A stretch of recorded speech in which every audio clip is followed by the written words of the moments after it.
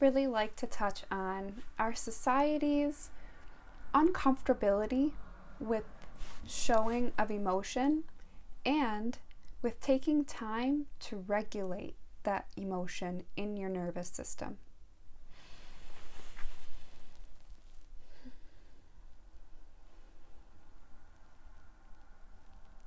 Me taking that pause right there, some of you may have had the thought go through your head of, what? Okay, you're waiting for the next thing to be said. Your nervous system is waiting. It's anxious. And that's very normal. You're staring at a blue light screen. You may have been scrolling before this.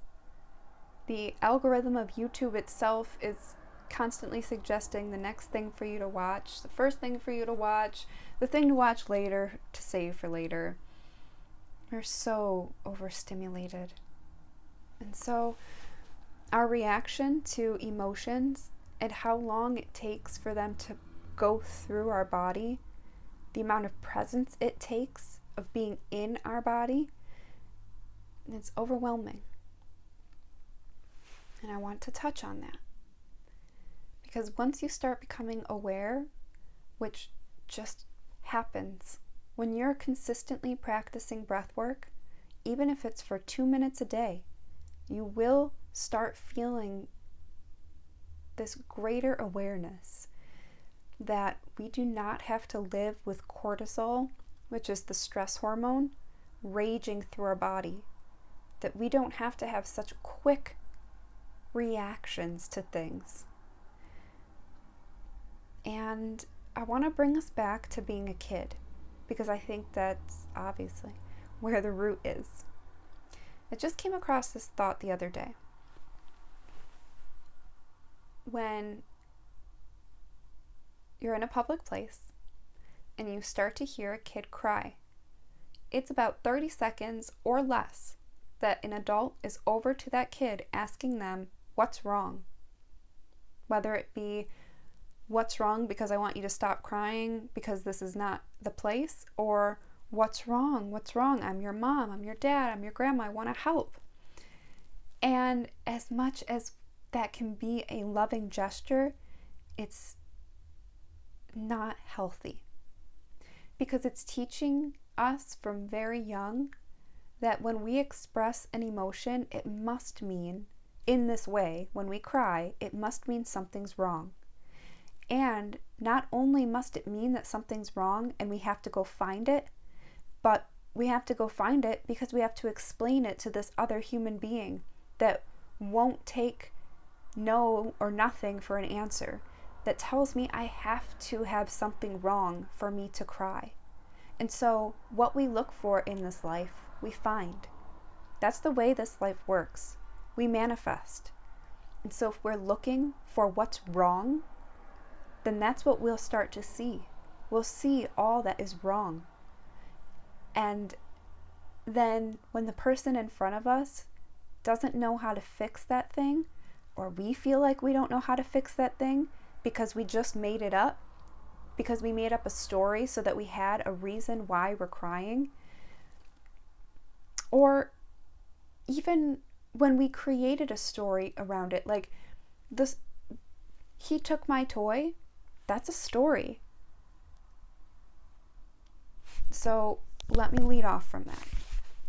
What I think would be more helpful, what I'm going to start practicing, and not only with kids, but with every adult, is when an expression of an emotion comes out in a way that is uncomfortable for me, when someone's crying, when, that like hysterical kind of crying, very loud, which that's the kind of crying that kids do, and sometimes adults do. When someone is snippy, has an attitude, is angry, anything that makes me feel, anything that I feel uncomfortable around because of how we've been raised, no longer will I ask what's wrong, but instead giving them time first to express this for at least 30 seconds. I think really like 3 minutes if it takes that long, but definitely 30 seconds of just express. Nobody's going to interrupt your expressing right now. Nobody's going to interrupt your crying, your angry outburst, whatever it is. And then instead of asking what's wrong, I'm going to ask, what are you feeling? Where are you feeling? So, what are you feeling? Sad. Okay. What are you feeling? Angry. Okay. Where are you feeling it? I feel sad in my heart. I feel angry in my stomach. Have them label not what's wrong, because we don't want to make those things wrong. They're just going to happen. It's a part of life. We are going to feel these things. We're going to feel anger. We're going to feel sadness. And so let's not label them as wrong, since we're going to feel them the rest of our lives. And it's just unnecessary shame. And instead, say what we're feeling, where this feeling is, what it feels like. You feel sad? It's in your heart? What does it feel like? It feels tight. It feels icky. It hurts. Okay? Well, I know that you are going to overcome this. I know you're going to go through this emotion. And all the while, during that 30 seconds to 3 minutes that you're letting them just experience whatever it is they're experiencing and expressing it in the way that is best to be expressed, you are sitting and feeling what is most beneficial for you and everyone around you. In my opinion, when someone is having any kind of outburst of emotion that's uncomfortable for others around them to feel, the best thing for us to feel within ourselves is calm, peace, safety. So during that time that person is expressing, then we are expressing, maybe taking deeper breaths, maybe closing our eyes, whatever it is to feel that safety and that calm that is best for your nervous system and for everyone around you. Because people feel what you feel. And so being present, choosing how you want to feel and be while this other person is dysregulated, not asking them to point out what's wrong, not trying to label anything in that moment as wrong, but rather how it feels, getting in touch, in tune with the body, locating it in the body, and asking the body, how can I relieve this feeling? Because does it feel good? Like when you feel that sadness in your heart, ask your heart.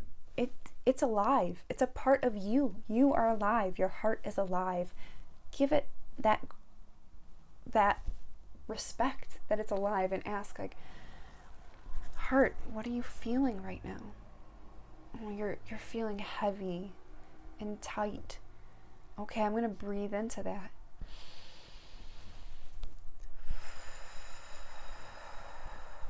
And your heart will speak to you.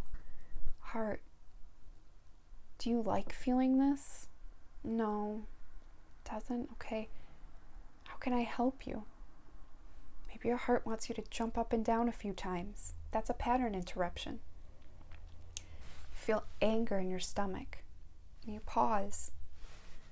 You speak to your stomach, the organs inside. What are you feeling? Anger, tightness, twistiness, darkness. Do you like feeling that? Kind of. Feels powerful. So is what you want to feel powerful right now? Yeah, I want to feel powerful. How do you want to feel powerful? What would benefit you the most? Because if we're being honest, even though it might feel good, even though we think it feels good to yell, scream at someone, direct this energy at someone, anyone with a good heart afterwards is like, damn, if I could have that to do over again, I don't think I would have taken it out on that person. And so when we ask our body, how can I express you? How can I express this anger in the best way for me? It will benefit you to not harm your relationships by directing it at someone. But if what you need to do is scream, you are allowed to. Maybe ask your partner, hey, my anger tells me it needs to scream. If you have an emotionally regulated partner or somebody who's understanding of this stuff, then they'll be like, yeah, let it out, freaking scream. Like, it's not at me, right? No, I'm just screaming. Scream! If you don't have somebody that supports you in that way, I think you need to question that a little bit. You should be supported. You deserve to be supported and loved and understood and listened to. But if not, and that's your situation right now, excuse yourself. Go scream. Go scream into a pillow. Go into your car and scream. Go take a walk and scream. Go. If that's how it needs to be let out. Our body is extremely intelligent. It will speak to us if we give it the space.